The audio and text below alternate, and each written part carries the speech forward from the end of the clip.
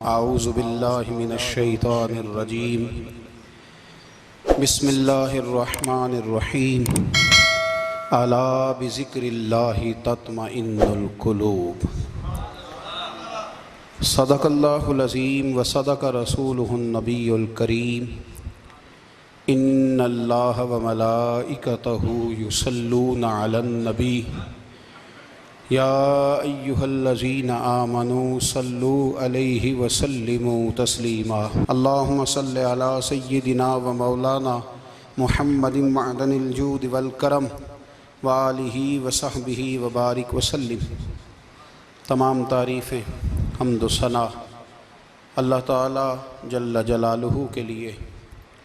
زاں بعد درود و سلام نبی اکرم نور مجسم شفیع معظم احمد مجتبی جناب حضرت محمد مصطفیٰ صلی اللہ تعالی علیہ وسلم کی ذات والا صفات کے لیے حمد و صلات کے بعد قرآن مجید نے ارشاد فرمایا الا بذکر اللہ تطمئن القلوب، فرمایا خبردار ہو جاؤ اللہ کے ذکر میں ہی دلوں کا اطمینان ہے،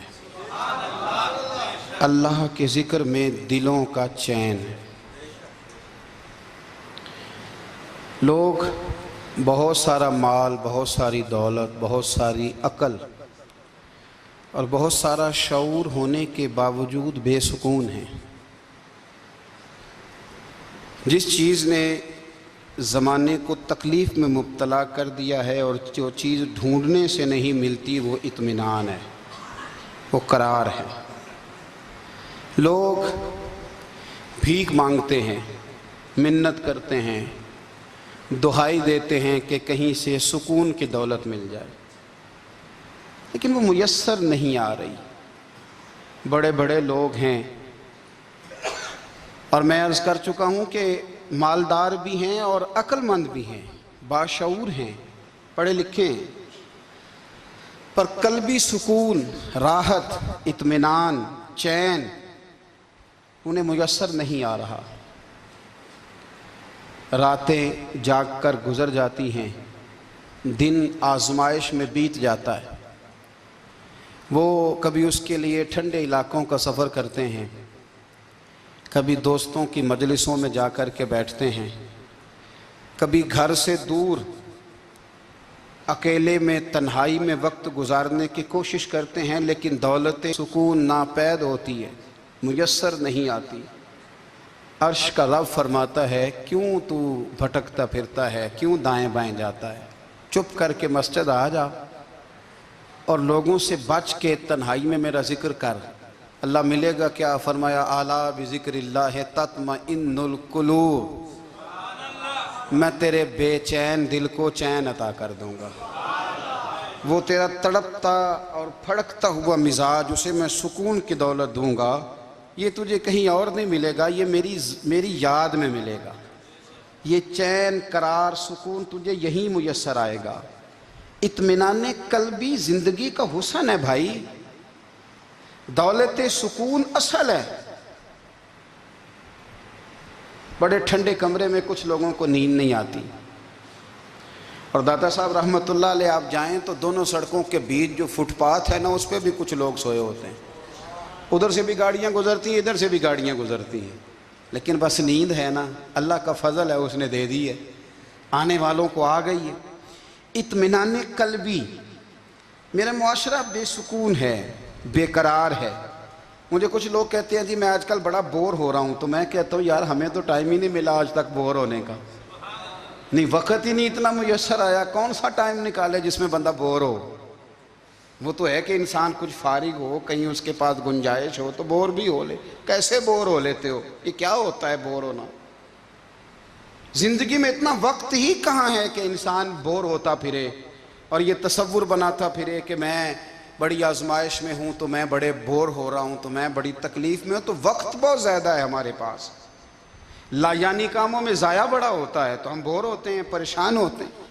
اللہ فرماتے ہیں یہ جو میری یاد ہے نا، لیکن اس کا بھی ایک طریقہ ہے یاد کا، اس طریقے سے اگر میرے رسول کریم علیہ السلام نے فرمایا اللہ کا ذکر اس طرح کرنا کہ دیکھنے والا تمہیں دیوانہ سمجھے۔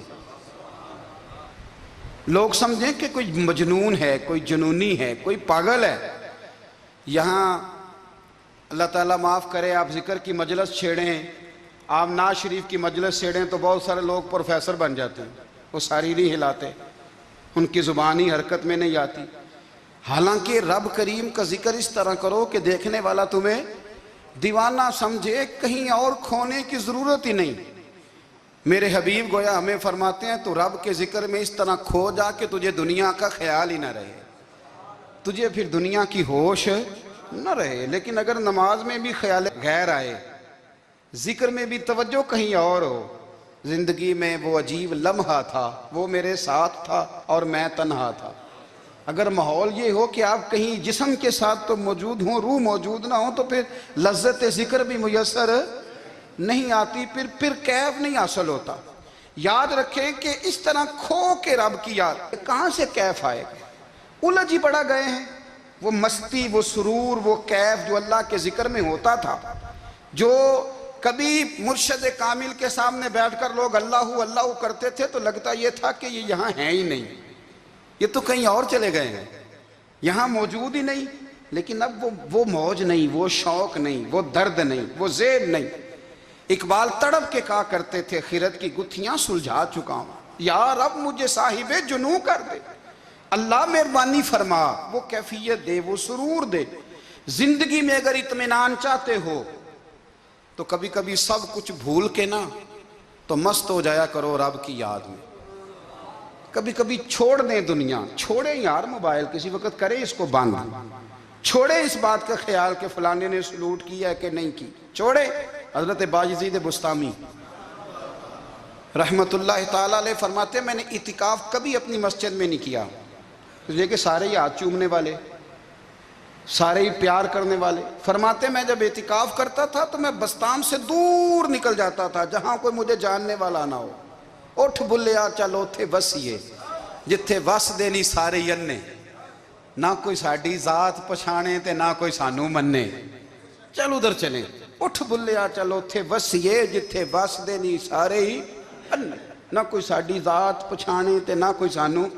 اتنا شوق ہے سلوٹ کرانے کا، اتنا شوق ہے تعارف کرانے کا، اتنا شوق ہے اپنا بتانے کا، تو یہ چیز غلبہ کر جاتی ہے، پھر نام رہ جاتا ہے، روح نہیں رہتی، پھر وجود رہ جاتا ہے، پھر باطن کی کیفیت نہیں رہتی۔ خدا را اپنے آپ کو بے چین نہ کرو، بے قرار نہ کرو، بے سکون نہ کرو، رب کی یاد میں آ جاؤ، درود و سلام میں آ جاؤ، نعت کے حسن میں آؤ، تلاوت کی دنیا میں آؤ، سجدوں کے نور میں آؤ، آؤ کبھی کھول کے دل مسجد کی صفائیاں کریں، آؤ نہ کبھی کوئی بوڑھا، دادی، نانی، دادا، ان کے پاس بیٹھ کے پیر دبا کے اللہ کو راضی کریں۔ یہ کیف والی جگہ ہیں، یہ سرور والی جگہ۔ اتنی بے چین ہماری زندگی ہے، بے قرار ہے، تڑپتے ہوئے لوگ، لڑتے ہوئے لوگ، ایسے لگتا ہے ابھی ایک دوسرے کا گریبان تھام لیں گے، بے قرار، بے چین۔ کسی کو انتظار کا کہا جانا کہ 10-20 منٹ کسی کا انتظار کرو تو بعض لوگ مجھے ایسے لگتا ہے جیسے یہ ان کا کلیجہ پھٹ جائے گا، ڈاکٹر کے انتظار میں بیٹھے ہیں تو بڑے پریشان ہیں، کسی کو ملنے گئے ہیں کو آدھا گھنٹہ بیٹھنا پڑ گیا تو بڑی دقت میں ہیں۔ اپنے آپ کو سکون دیں۔ آپ یقین کریں بڑا مزہ آتا ہے، کبھی کسی کا انتظار کرنا پڑے تو 2-4 تسبیح درود شریف پڑھی جاتی ہے، یعنی ذوق بن جاتا ہے کہ چلو اللہ نے موقع دیا ہے، کوئی سرکار کو یاد کر لیں، تنہائی مل گئی۔ ہمارا مزاج جس سختی کا شکار ہے وہ سختی آہستہ آہستہ ہمیں زیادہ آزمائش میں ڈال گئی۔ تو میرے بھائی زندگی میں اطمینان حسن ہے، اور وہ سب سے زیادہ اللہ کی یاد میں ملتا ہے، وہ سب سے زیادہ رب کریم کے ذکر میں، سب سے زیادہ جو چاہتا ہے نا دل ٹھنڈا رہے، زبان میٹھی رہے، وہ مدینے والے محبوب پہ درود و سلام پڑھا کرے، وہ حضور پہ درود و سلام پڑھا کرے، زبان میٹھی رہے گی۔ میرا ذاتی تجربہ ہے کہ جو آدمی اپنے اخلاق سنوارنا چاہے وہ حضور پہ درود شریف پڑھے، جو اپنے اخلاق سنوارنا چاہے، طبیعت کو ٹھنڈا رکھنا چاہے، وہ درود شریف پڑھے، اس کا دل سکون میں آئے گا۔ کچھ کام اور ہیں زندگی میں اطمینان کے لیے، ان کا ہونا بھی بڑا ضروری ہے۔ سب سے پہلے اگر آپ چاہتے ہیں نا زندگی میں سکون ہو تو حقیقتوں کا سامنا کرنا سیکھیں، آپ جو ہیں وہ رہنا سیکھیں، جو آپ نہیں ہیں وہ بننے کی کوشش نہ کریں۔ حقیقت کا سامنا کرو گے تو زندگی اطمینان میں آ جائے گی۔ ہم نے نا بہانے بنا لیے ہیں، ہیلے بنا لیے ہیں، جھوٹ کے سہارے اپنے آپ کو اونچا کر لیا۔ ایک آدمی سے کہا جاتا ہے تو رشوت نہ لے، تو کہتا ہے میں غریبوں سے نہیں لیتا۔ تو میرا سوال یہ ہے کہ امیروں کا حساب لینے کی اللہ نے تیری ڈیوٹی لگائی ہے، تیرے ذمہ لگایا ہے کہ تو امیروں کا حساب کر، تمہیں کیا ضرورت پڑی ہے؟ ہم نا بہانہ کرتے ہیں، رشوت لینے والے کا الگ بہانہ ہے اور سفارش والے کا الگ بہانہ ہے۔ حقیقت کا سامنا کریں، حقیقت کا۔ جو میرے ذمہ داریاں ہیں وہ میں نے پوری کرنی، جو آپ کی ذمہ داریاں ہیں وہ آپ جان نہ چھڑائیں، حقیقت پسند بنیں۔ میرے رسول کریم، پھر پڑھیے درود شریف، صلی اللہ تعالی علیہ وسلم۔ حضور صلی اللہ علیہ وسلم نے فرمایا کہ میری بیٹی سیدہ فاطمہ الزہرا رضی اللہ تعالی عنہا صرف جنتی نہیں، جنتی عورتوں کی سردار ہے۔ لیکن حضور نے یہ بھی فرمایا کہ فاطمہ یہ خیال رکھنا، اگر اللہ نے حساب پوچھا تو حساب تم نے خود دینا ہے۔ حقیقت کی طرف توجہ کرائی حضور نے، وہ صرف جنتی نہیں، جنتی عورتوں کی سردار ہیں، پر حقیقت کی جانب توجہ۔ میں حقیقت یہ ہے کہ اگر مالک نے حساب پوچھا تو اس کی تیاری بھی کرنی ہے۔ دیکھیں نا، ہمیں کچھ یقین نہیں، اللہ معاف کرے کہ ہمارا حساب کیسا ہوگا، لیکن کتنے آزاد ہیں۔ یعنی بڑی دلیری سے بندے کہتے ہیں فجر نہیں پڑھتا جی، 3 پڑھتا ہوں جی، شاہ رہ جاتی ہے جی، کپڑے صاف، بڑی دلیری سے۔ اور سیدہ فاطمہ الزہرا نے ساری رات مصلی باز رکھا ہے، حالانکہ انہیں یقین تھا کہ رب مجھے بغیر حساب کتاب جنت دے گا۔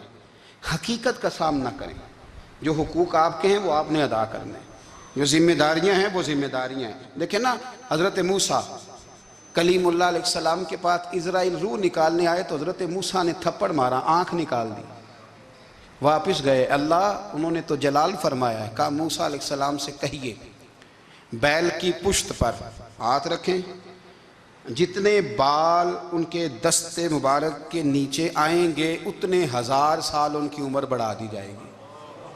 یعنی میرے کان میں کوئی بتا دے کہ جناب 60 سال بڑھ گئی، کیا آپ کے کان میں کوئی کہہ دے تو خوشی ہوتی ہے کہ نہیں؟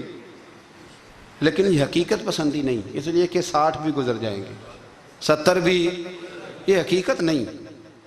حضرت موسیٰ کلیم، چلے میں مثال دیتا ہوں، سمجھ لے 10 بال، حالانکہ بہت زیادہ آتے ہوں گے، 10 بال اگر حضرت موسیٰ کے ہاتھ کے نیچے آئے تو 10,000 سال تو عمر بڑھ گئی نا۔ 10 یعنی 10 سال نہیں، 10 100 نہیں، 10 بہت زیادہ تھی نا۔ تو حضرت موسیٰ کلیم اللہ علیہ السلام سے آ کے عرض کیا گیا، حضور بیل کی پشت پر ہاتھ رکھیں، جتنے آپ کے ہاتھ کے نیچے بال آئیں گے اتنے 1000 سال عمر بڑھ جائے گی۔ تو حضرت موسیٰ نے حقیقت پسندی والی بات کی، فرمایا پھر کیا ہوگا؟ 10,000 سال کے بعد پھر کیا ہوگا؟ کہا حضور جانا تو پھر بھی ہے، فرمایا پھر ابھی چلتے ہیں۔ اگر جانا ہے نا، جانا ہے تو پھر، اگر جانا ہے تو پھر ابھی، اور سجنوں اگر نماز پڑھنی ہے تو ابھی کیوں نہیں؟ اگر داڑھی رکھنی ہے تو پھر رمضان کا انتظار کیوں کریں، ابھی کیوں نہیں؟ اگر سچ بولنا ہے تو پھر، اگر رزق حلال کھانا ہے تو پھر انتظار کا ہے۔ حقیقت ہوتی ہے، بہانہ ہوتا ہے، حقیقت چھپ نہیں سکتی بناوٹ کے اصولوں سے، کیونکہ خوشبو آ نہیں سکتی کبھی کاغذ کے پھولوں سے۔ یہ بات یاد رکھیں، اگر جانا ہے تو حضرت کلیم فرمانے لگے پھر 10,000 سال کے بعد بھی جانا ہے تو آج بھی۔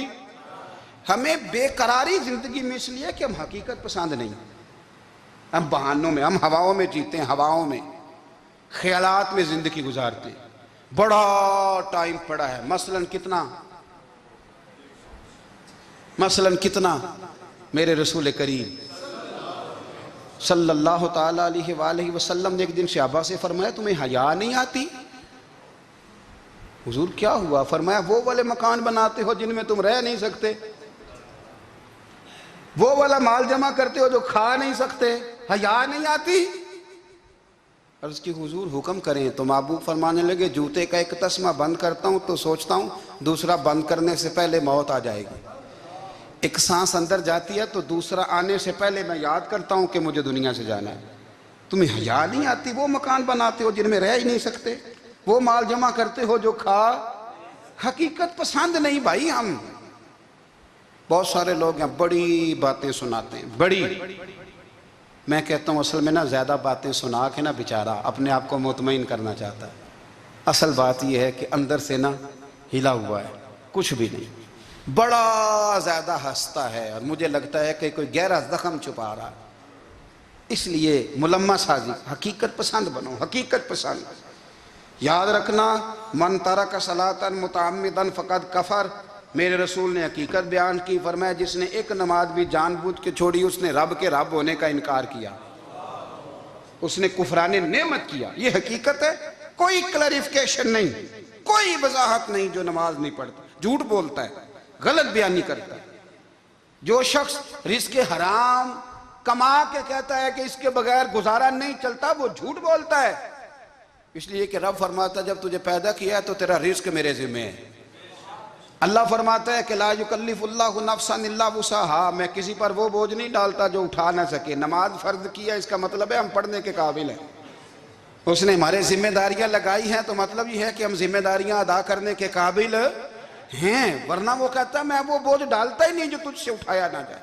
اگر چاہتے ہو کہ زندگی میں اطمینان ملے تو خدا را حقیقت پسندوں والی زندگی گزارو. یہ فضاؤں میں زندہ رہنا، ہواؤں میں، اللہ بڑا معاف کرنے والا ہے، اللہ بڑا کریم ہے، معاف کر دے گا. تو بھئی یہ بات صحابہ کو بھی پتا تھی، یہ اہل بیت کو بھی خبر تھی، تو وہ تو ایک ایک بات کا لحاظ کرتے تھے. یہ غوث اعظم کو بھی پتا تھی، یہ ان کے والد کو بھی پتا تھی جنہوں نے کسی کا ایک سیب کھا لیا تھا تو 12 سال اس کے گھر میں نوکری کرتے رہے. انہیں نہیں پتا تھا اللہ بڑا کریم ہے، معاف کر دے گا، ایک سیب ہی ہے نا. تو حقیقت پسندی آپ کو سکون دے گی. اور اگر آپ نے اپنے آپ کو غیر مطمئن کیا ہوا ہے، بات کچھ اور ہے، اور آپ نے اپنے آپ کو ڈال کسی اور طرف لیا ہے، تو پھر آپ کو سکون مل سکتا؟ سکون حقیقت پسندی میں، اصل میں سکون ہوتا ہے، اداکاری میں سکون نہیں ہوتا. تیسری بات سنیں، اگر آپ چاہتے ہیں زندگی میں مطمئن رہیں تو دنیا داروں سے امیدیں توڑ دیں، اللہ اور اس کے رسول سے امید وابستہ کریں، اولیاء اللہ سے امیدیں وابستہ کریں، صحابہ اور اہل بیت سے امیدیں، اللہ اور اللہ والوں سے امیدیں، دنیا داروں سے امیدیں. آپ کو پتہ ہے دنیا دار کی تباہی کب ہوتی ہے؟ جب انہیں خوش آمدی مل جاتا ہے. چودھری کا بیڑا اس وقت غرق ہوتا ہے جب اسے چودھری کہنے والے زیادہ ہو جاتے ہیں. سیٹھ صاحب اور نواب صاحب بیچارے تباہ تب ہوتے ہیں بھولے پن میں، جب ان کے دائیں بائیں ریلا ہوتا ہے سیٹھ صاحب کہنے کا. لوگ انہیں کھانا چاہتے ہیں، پیار ان کا نہیں ہوتا، ان کی جیب کا ہوتا ہے. محبت ان سے نہیں ہوتی، ان کی کرسی سے ہوتی ہے. ضروریات کا پیار ہوتا ہے، تباہ کر دیا جاتا ہے. ہماری ساری توقعات دنیا داروں سے وابستہ ہو گئی ہیں. ناراض نہ ہونا، پیروں نے، مولویوں نے، درویشوں نے، انہوں نے بھی سیٹ رکھے ہوئے جلسوں کی صدارت کرانے کے لیے. یعنی مذہبی جلسہ ہے، اس میں بہت زبردست پڑھے لکھے صاحب تقوی عالم کا خطاب ہے، اور کی صدارت وہ بندہ کر رہا ہے جس نے عشاء کی نماز بھی نہیں پڑھی. وہ بندہ صدارت کر رہا ہے، کیوں؟ اس لیے کہ اس نے لاکھ روپیہ دیا محفل میں. خدا را دنیا داروں سے امیدیں چھوڑ دیں ورنہ آپ کمزور پڑ جائیں گے، آپ کی امیدیں ٹوٹیں گی. کتنا کمزور ہے وہ شخص جو 2-4 ہزار کے لیے کسی بندے کی چاپلوسی کرتا ہے، اس کے پیچھے بھاگتا ہے، خوش آمدیں کرتا ہے تھوڑے سے نوٹوں کے لیے. دکھ سکھ میں کام آئے گا اس کام کے لیے. میرے رسول کریم علیہ السلام نے فرمایا جس نے بندوں کو راضی کرتے کرتے رب کو ناراض کر دیا، اس کی دنیا بھی گئی اور آخرت بھی گئی. اور فرمایا جس نے بندوں کی پرواہ نہیں کی، اللہ کو راضی کیا، فرمایا اگر رب راضی ہو گیا تو لوگوں کے دلوں میں بھی محبت پیدا فرما دے گا. کیا ضرورت ہے خوش آمد کرنا دنیا داروں کی، سیٹوں کی، نوابوں کی، چاپلو. اور میں آپ کو ایک بات بتاؤں، ہوتا پتہ کیا ہے؟ یہ جو حب جا اور حب با ہوتی ہے نا، اس سے پیٹ نہیں بھرتا. آپ کو اگر خوش آمد کرنی ہے تو پھر آپ کو ساری زندگی کرنی ہے. پھر ان کو بھی پتہ ہوتا ہے کہ تعلق کس بنیاد پر ہے، اس میں کبھی بھی خلوص پیدا نہیں ہوتا. آپ بے چین رہتے ہیں، بے قرار رہتے ہیں، آپ کو تکلیف رہتی ہے ہمیشہ. کبھی بھی دنیا داروں سے امیدیں وابستہ نہ کریں. ایک بات سنیں بڑی شاندار، امام غزالی نے لکھی ہے. امام غزالی فرماتے ہیں کہ ہارون الرشید نہ حج کر کے واپس آیا بغداد میں، تو کونے میں حضرت بہلول دانا بیٹھے تھے. رش بہت تھا، مجمع بڑا تھا. حضرت بہلول دنا بھی سڑک کے کنارے بیٹھے تھے تو سپاہی کہنے لگے یہاں سے اٹھ جاؤ، فرمانے لگے ہارون رشید کی زمین نہیں، زمین میرے رب کی ہے، میں کیوں اٹھوں؟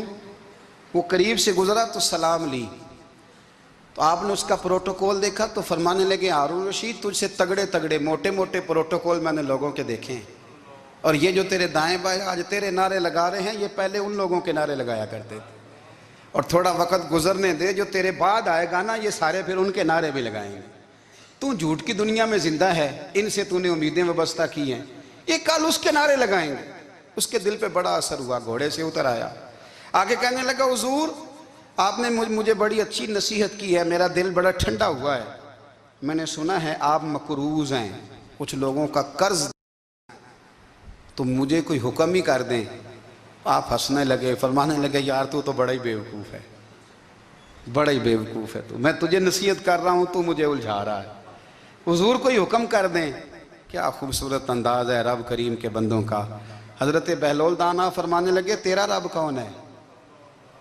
کہا اللہ، تو فرمایا میرا کون ہے؟ کہا اللہ۔ فرمانے لگے یہ تو نہیں نہ ہو سکتا کہ اللہ ہارون رشید کو دیتا رہے اور بہلول دانا کو بھول ہی جائے، یہ تو نہیں نہ ہو سکتا کہ ہارون رشید کو دیتا رہے اور بہلول دانا کو بھول جائے۔ فرمایا اس کا دل، اس کا ارادہ ہوا، ارادہ قدرت ہوا کہ بہلول مقروض رہنا چاہیے، تو اگر رب مجھے رکھنا چاہتا ہے، دکھ قبول محمد بخشا راضی رہن پیارے، اگر وہ چاہتا ہے میں مقروض رہوں تو میں بھی چاہتا ہوں کہ میں مقروض ہی رہوں، یہ تو نہیں نہ ہو سکتا کہ تجھے دے اور مجھے نہ دے۔ فرمایا میری تجھ سے کوئی امید نہیں، مجھے جب بھی دے گا میرا رب بھی دے گا، اور وہ دے گا تو پھر انشاءاللہ خزانے کھول کے دے گا۔ دنیا داروں سے امیدیں وابستہ کرنا، لوگوں کے پیچھے، یہ چھوڑ دیں، آپ بے چین رہیں گے، بے قرار رہیں گے۔ اللہ والوں سے ضرور امیدیں وابستہ کریں، اس لیے کہ ان کے پاس جو کچھ ہوتا ہے وہ دراصل رب کا ہی ہوتا ہے۔ لیکن سیٹھوں سے، نوابوں سے، سیاستدانوں سے باز آ جائیں، ہماری بڑی امیدیں وابستہ ہیں۔ میں اکثر کہتا ہوں جتنے پھیرے نوکری کے لیے دنیا دار کے دروازے پہ لگائے ہیں نا، اس سے کم دفعہ مسجد میں نفل پڑے ہوتے تو رب اتنی بڑی مہربانی فرما دیتا۔ تیسری بات یہ یاد رکھیں، اگر سکون لینا چاہتے ہیں نا، اگر سکون لینا چاہتے ہو نا تو لوگوں کو ڈسکس کرنا بند کر دو۔ کس کو اللہ نے کتنے پیسے دیے ہیں وہ جانے اور اللہ جانے، کس کو اللہ نے کتنی گاڑیاں دی ہیں وہ جانے، اور لوگوں کو ڈسکس کرنا جی۔ یعنی میں ایک جگہ بیٹھا تھا تو ایک صاحب گاڑی والا گزرا، گاڑی میں بیٹھ کے، اس کا پڑوسی تھا، کہندے تھا منہ ہے کار والا، میں کہ وہ تے ہے تاں ہی بیٹھا ہے، تے ہن میں کہ سمجھانا سی نا انہوں، میں کہ توں تے میں حساب لائیے بھی ساڈے کول کوئی نہیں، وہ تے ہے، دیکھیں نا اللہ نے اسے دی ہے نا، تو اللہ نے چاہا نا وہ کار میں بیٹھے، تو جس نے پھٹے پہ بیٹھ کے یہ تبصرہ کیا کہ منہ ہے کار والا، میں کہ ابھی وہ تے ہے تاں کار ہے۔ اب مجھے اور تجھے اندازہ لگانا چاہیے کہ ہم کیا یہ بحث ہے، یعنی اللہ کو چاہیے تھا معاذ اللہ کے پہلے تجھ سے پوچھتا کہ اسے کار دینی ہے کہ نہیں، کیا مطلب فضول بحث ہے۔ وہ چیز ہمیں اتنا تنگ کرتی ہے، اتنی تکلیف دیتی ہے کہ آپ یقین کریں سارا دن اسی کو ڈسکس کرتے ہیں، سارا دن۔ اس کے پاس گاڑی ہے، اس کے پاس کار ہے، فلانے کا پیسہ 1 نمبر ہے، فلانے کا 2 نمبر ہے، فلانے کا 6 نمبر ہے، اصل بات کے اندر حسد ہے، اس کو نکالو۔ ایک بات کہنے لگا ہوں، اسے یاد رکھنا، میرے اعلیٰ حضرت رحمۃ اللہ علیہ فرمایا کرتے، حسد کرنے والا بندوں پر اعتراض نہیں کرتا، اللہ پر اعتراض کرتا۔ وہ کہتا ہے اللہ اسے کیوں دیا ہے، اتنا کیوں دیا ہے، معاذ اللہ وہ اللہ کی تقسیم پر اعتراض کرتا۔ حسد کرتے ہو بے چین رہو گے، حسد آپ کے دل کو تڑپا کے رکھ دے گا، چھوڑے۔ اللہ بڑا کریم ہے، جس کو جہاں چاہتا ہے وہاں بٹھا دیتا ہے۔ آپ قطعاً اس بحث میں نہ پڑیں کہ اللہ نے کس کو کتنا دیا ہے، کب دیا ہے، کیوں دیا ہے، وہ بڑا بے نیاز ہے۔ حسد آپ کو تباہ کرے گا۔ دنیا میں پہلا گناہ جو ہوا تھا وہ حسد تھا۔ ابلیس نے حضرت آدم سے حسد کیا، کہنے لگا میں بہتر ہوں، سرداری اس کو مل رہی ہے، یہ تو اللہ کو پتہ ہے نا کس کو دینی ہے۔ اور دنیا میں پہلا قتل حسد کی وجہ سے ہوا، حابیل قابیل کے درمیان حسد کا معاملہ تھا، خاتون کا نکاح اس سے کیوں ہو رہا ہے، مجھ سے ہونا چاہیے۔ حسد تباہی کرتا۔ آپ یقین کریں، یعنی دکاندار کے سامنے دوسری دکان پڑتی ہے اور پریشان ہو جاتا ہے، وہ کہتا ہے میرا کیا بنے گا، لا حول ولا قوت الا باللہ العلی العظیم۔ یعنی تیرا کیا خیال ہے کہ تیرے حصے کی روٹی وہ کھا جائے گا؟ اتنا چھوٹا دل، یعنی تیرا موقف یہ ہے کہ تیرے حصے کا نصیب اس تک چلا جائے گا، یہ تیری خواہش ہے؟ ایک دوسرے کی کمزوریاں بیان کرنا، اس کا تو مال ہی ناقص ہے جی، اس کے تو پاس ہی کچھ نہیں، یہ تو کمزور لوگوں کا طریقہ ہے۔ میرے رسول کریم علیہ السلام گزر رہے تھے، پت جھڑ کا موسم تھا، خزاں کا موسم تھا، درختوں کے پتے جھڑ رہے تھے، صحابہ کو ساتھ لے کے حضور گزرے اور ایک درخت کی ٹہنی کو پکڑ کے حضور نے ہلایا۔ صحابہ فرماتے ہیں کہ چھم چھم اس کے پتے گرے، زمین پر ڈھیر لگ گیا۔ حضور نے فرمایا دیکھا تم نے کیا ہوا؟ حضور ہاں۔ فرمایا کتنی تیزی سے پتے جھڑے ہیں، صرف تنا رہ گیا ہے اور خالی ٹہنیاں رہ گئی ہیں، کوئی حسن بچا ہے؟ حضور نہیں۔ تو نبی کریم فرمانے لگے جو حسد کرتا ہے نا، اس کی نیکیاں بھی اسی طرح جھڑ جاتی ہیں، اسی طرح۔ اور ایک جگہ حضور فرمانے لگے جس طرح راکھ لکڑی کو آگ کھا جاتی ہے، جس طرح لکڑی کو آگ، جب آگ کھا جائے تو پھر لکڑی کو لکڑی نہیں کہا جاتا، راکھ کہا جاتا ہے، کوئلہ کہا جاتا ہے، اس کی اصل باقی یعنی اسے کھائی جاتی ہے۔ تو حضور علیہ السلام فرمانے لگے جس طرح آگ لکڑی کو کھا جاتی ہے، فرمایا اسی طرح حسد نیکیوں کو کھا جاتا ہے، نیکیاں رہتی نہیں۔ حسد کرنے والے کے پاس نیکیاں یعنی ان کی اصل شکل موجود، کبھی بھی حسد نہیں کریں۔ اللہ کی تقسیم ہے، جس کو چاہے جب چاہے جتنا چاہے عطا کرے۔ اور چوتھی بات میرے بھائی، کبھی بھی بغض نہ پیدا کریں، بغض والے لوگ بے سکون رہتے ہیں۔ بہت ساری کمزوریاں ہمارے اندر ہوتی ہیں نا، پھر اللہ ہماری روزی تو نہیں نہ بند فرماتا، یہ تو نہیں کہتا کہ زمین سے نکل جاؤ۔ اگر یہی والا معاملہ ہو جو ہمارا ہے کہ شادی پہ اس نے میرے ساتھ برا سلوک کیا تھا، اب ساری زندگی بغض رکھنا ہے، اگر یہی معاملہ فرشتے اللہ کی بارگاہ میں کہیں کہ یا اللہ اس نے فلانے دن شراب پی تھی، اب اس کو زمین میں نہیں رہنے دینا، نظام زندگی چلے گا؟ تو اگر اللہ ہمیں معاف کرتا ہے تو ہم بندوں کو معاف کیوں نہیں کرتے؟ آپ یقین کریں اتنی لمبی عداوتیں، اتنا لمبا حسد، اتنا لمبا بغض، اتنا لمبا۔ حدیث میں نے پڑھی، میں حیران رہ گیا۔ میرے نبی کریم علیہ السلام نے فرمایا اپنی بیوی سے کبھی بغض نہ رکھنا، اگر اس کی ایک بات ناپسند ہو تو اسے چھوڑ کے وہ بات دیکھو جو تمہیں پسند ہے۔ میں اس حدیث کو پڑھ کے سوچنے لگا کہ کیا بیوی کا بھی بغض رکھتے ہیں لوگ؟ اب حضور نے کہا ہے تو اس کا مطلب ہے لوگ بیوی کا بغض بھی رکھتے ہیں۔ اب اس پر استدلال کر کے مجھے کہنا پڑے گا کہ سسرال والوں کا بغض بھی رکھتے ہیں، کہنا پڑے گا کہ بھائی کے سسرال والوں سے بھی بغض رکھتے۔ اس حدیث کی روشنی میں سمجھا کہ لوگ بھابھی کا بغض بھی بغض رکھتے ہیں، بغض، ورنہ عادتیں تو ہماری بھی کئی بری ہوتی ہیں۔ اگر عادات ایک وجہ بنے اختلاف کی تو عادتیں تو ہماری بھی کئی بری ہیں، لیکن ہم اپنی بری عادتوں سمیت اپنے آپ سے پیار کرتے ہیں، اور سامنے والے کی ایک بھی عادت بری ہو تو اس سے بغض رکھتے ہیں۔ بغض نہ پیدا کریں۔ میرے نبی پاک علیہ السلام نے فرمایا کچھ چیزیں تمہارے دین کو مونڈ ڈالیں گی، تباہ کر دیں گی، کاٹ دیں گی۔ حضور کون سی؟ فرمایا حسد، تکبر اور بغض، یہ تمہارے دین کو تباہ کر دیں۔ ہم بے چین اس لیے ہیں کہ ہم نے بہت سارے لوگوں کا بغض پالا ہوا ہے، اور ہر فیلڈ میں سیاستدان نے سیاستدان کا، ذاتیات پر اتر کے بات کرتے ہیں، معزز ترین لوگ، تاجر نے تاجر کا، اللہ ماشاءاللہ بعض جگہ پہ اہل علم بھی ایک دوسرے سے عداوت رکھتے ہیں۔ خدا را دل رب کریم کے آنے کا ٹھکانہ ہے، یہ صاف ہوگا تو اس میں رب رسول کے جلوے ہوں گے، اگر اس میں عداوت ہو، اس میں بغض ہو، اس میں کینہ ہو، نفاق ہو۔ سنیں میرے رسول کریم حضرت ابو بکر صدیق رضی اللہ تعالیٰ عنہ کہتے ہیں میں رو ہی پڑا۔ مکہ فتح ہوا نا، تو اکرمہ بن ابو جہل نے پیغام بھیجا کہ میں نا کلمہ پڑھنے کے لیے آ رہا ہوں۔ بات لمبی ہے، میں موضوع پہ رہنا چاہتا ہوں۔ کہتے ہیں جب وہ آنے لگا نا تو نبی پاک نے ہم سب کو بلایا، ہم حاضر خدمت ہوئے تو حضور فرمانے لگے کہ اس کے باپ نے نا بڑا ظلم کیا ہے ہمارے ساتھ، ابو جہل نے بڑا ستایا ہے، بڑی تکلیف دی ہے۔ آپ مجھے بتلائیں کہ وہ ایک دفعہ کسی شادی پہ بحث ہوتی ہے بیوی کے بھائی کے ساتھ، پھر ساری زندگی اس بیچارے کو معافی وہ 10 دفعہ گھر آتا ہے معافی مانگنے پر سوال ہی نہیں پیدا ہوتا میں او ہو مجھے ہی کہہ دیا،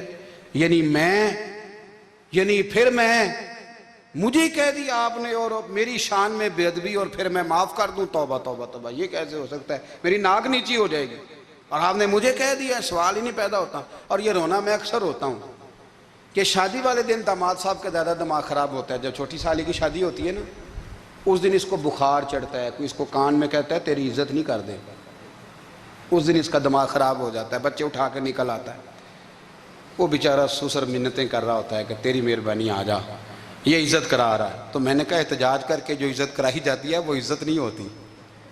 ہاں یہاں مانگ کے عزت لیتے ہیں لوگ، یا احتجاج کی کوئی عزت ہے؟ آپ کے اندر کمالات اتنے ہوں کہ آپ کی عزت کرنے کو دل چاہے، یعنی مزہ آئے، یعنی لطف آئے، یعنی آپ دور بیٹھے ہوں تو کسی کا دل کرے آپ کو اسٹیج پہ بلانے کے لیے۔ یہ کیا بات ہوئی کہ چھائے جانا اور بھاگ کے آگے جانا؟ ان سے نکلیں۔ اکرمہ بن ابو جہل کلمہ پڑھنے کے ارادے سے آ رہے ہیں، حضور علیہ السلام نے صحابہ کو بلایا، کتنی زیادہ دعوت رکھی جا سکتی تھی معاذ اللہ؟ کب سے وہ چلا تھا ظلم کرنے، اور اس کے بعد اس کا بیٹا شروع ہو گیا۔ کتنی باتیں تھیں جو ناقابل معافی تھیں، پر کریم رسول نے ہمیں بتلایا ہے کہ سکون والی زندگی کہتے کس کو ہے۔ جب سب لوگ جمع ہو گئے تو حضور نے فرمایا بھئی وہ کلمہ پڑھنے آ رہا ہے، اس کے باپ نے ظلم بڑے کیے ہیں، پر میری نصیحت یہ ہے کہ اس کے سامنے اس کے باپ کو برا نہ کہے، خبردار کوئی اس کے سامنے کوئی بات نہ کرے۔ اب وہ کلمہ پڑھنے آ رہا ہے، مطیع ہو کے آ رہا ہے، بان کے آ رہا ہے۔ کہتے ہیں اللہ کے رسول نے نا کافی دیر تک خطبہ دیا، بریفنگ دی، بات سمجھائی۔ جناب صدیق اکبر کہتے ہیں میں رو پڑا۔ ایک صحابی مجھے کہنے لگے تمہیں کیا ہوا؟ تو میں نے کہا میں مصطفیٰ کی رحمت پہ رو رہا ہوں، دیکھو کن کے لیے حضور گراؤنڈ بنا رہے ہیں، اے دیکھو کن کے لیے حضور تیاری کر رہے ہیں، جنہوں نے ساری زندگی دشمنی کی۔ خدا را یہ اندر سے عداوتیں نکال پھینکو۔ او بھائی اتنا تو لمبا ٹائم ہی کوئی نہیں، اتنا تو وقت ہی کوئی نہیں، اس کو صاف رکھو۔ بندہ کوئی کر بھی گیا تو کوئی حرج نہیں، چنگی مندی سجنا کولوں 100 واری ہو جاندی، یار یاراں دا گلا نہیں کر دے، اصل پریت یار یاراں دا جڑا گلا کردا جے یار نہیں جے ہوندا۔ ہاں پکی بات، پکی پیڑی۔ میرا ایک سنگی مجھے آ کے آنے لگا فلانی جگہ بندہ یہ بات کر رہا تھا، میں کہ تو اوتھے ہی سے سوندا سے تم ہی نال ہی سے، میرا تو سجن بات سن ہی نہیں سکتا۔ چنگی مندی سجنا کولوں 100 واری ہو جاندی، یار یاراں دا گلا نہیں کر دے، اصل پریت جنہ دی۔ ہاں جو بندے پھر ہوتے اس طرح کے ان کے لیے بھی میاں صاحب نے کہا ہے، ان کے لیے بھی میاں صاحب نے کہا ہے، ان کے لیے بھی آپ نے بات ارشاد فرمائی ہے۔ آپ نے فرمایا چنگا ہویا لڑ نیڑیوں چھٹا، کتے عمر نہیں لنگی ساری، بے قدران دی یاری کولوں توبہ لکھ لکھ باری۔ او چنگا ہویا لڑ نیڑیوں چھٹا، کتے عمر نہیں لنگی ساری۔ جو اس طرح کا تھا نا شکوے کرنے والا، بغض رکھنے والا، فرمایا بے قدران دی یاری کولوں توبہ، یعنی لاکھ تے لاکھ کنے ہو گئے، یعنی 2 لاکھ باری توبہ کی تھی انہوں نے، گنی نہیں جا سکتی جتنی میاں صاحب نے توبہ کر دی۔ بے قدرے دوست، بے قدران دی یاری کولوں توبہ لکھ لکھ باری، چنگا ہویا لڑ نیڑیوں چھٹا، کتے عمر نہیں لنگی ساری۔ تو مہربانی کریں، ایک تو اگر آپ مطمئن رہنا چاہتے ہیں تو کبھی کبھی نا مست ہو کے ذکر الہی کریں، مست ہو، وہ والا ذکر نہیں جس میں آپ موبائل بھی دیکھ رہے ہیں اور کہانیاں بھی۔ میرے سامنے کو بندہ جمعے والے دن یا تقریر کے درمیان تسبیح لے کے بیٹھ جائے تو میں اس سے پوچھتا ہوں تو دو کام ایک ٹائم جکے میں پہ کرنا ہے؟ میری بھی بات سن رہے ہو، تسبیح پڑھی تو ممکن ہی نہیں۔ تسبیح تو تسبیح ہے، جب وہ ہوگی تو پھر کوئی اور کام سوال ہی نہیں پیدا ہو۔ ایک تو ذکر کریں محو ہو، دوسری بات حقیقت کا سامنا کریں۔ آپ اگر مطمئن رہنا چاہتے ہیں تو حقیقت پسند بنیں۔ تیسری بات حسد چھوڑ دیں، دوسروں کو ڈسکس کرنا چھوڑ دیں، آپ یہ دیکھیں کہ اللہ نے مجھے کیا کچھ دیا، اس پہ راضی رہیں۔ اور چوتھی بات عداوت چھوڑ دیں، سینے میں کینہ چھوڑ دیں، آپ کی زندگی مطمئن ہو جائے گی، آپ خوشحال رہیں گے۔ وہ جو آپ لفظ کہتے ہیں نا کہ میں بور ہوں، میں پریشان ہوں، اس سے آپ نکل آئیں گے۔ اللہ ہمیں محبوب کی غلامی میں زندہ رکھے، غلامی میں موت